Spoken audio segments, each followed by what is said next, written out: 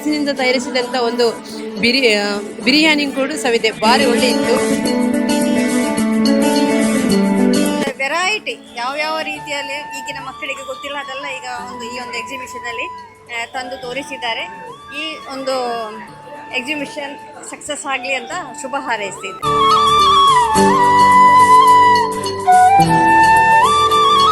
ಒಂಜಿ ಇತ್ತೆದ ಒಂಜಿ ಪೀಳಿಗೆಗೆ ಬೋಡಾಯಿನ ದಾಲ ಒಂದು ಕೆಮಿಕಲ್ ಇಜ್ಜಿನ ಪೂರ ಫುಡ್ ಐಟಮ್ಸ್ ಮುಲ್ಪ ಉಂಡು ಮಾತೆರ್ಲ ಬಲೆ ಎಲ್ಲೆ ಮುಟ್ಟ ಒಂಜಿ ಎಕ್ಸಿಬಿಷನ್ ಆಯರುಂಡು.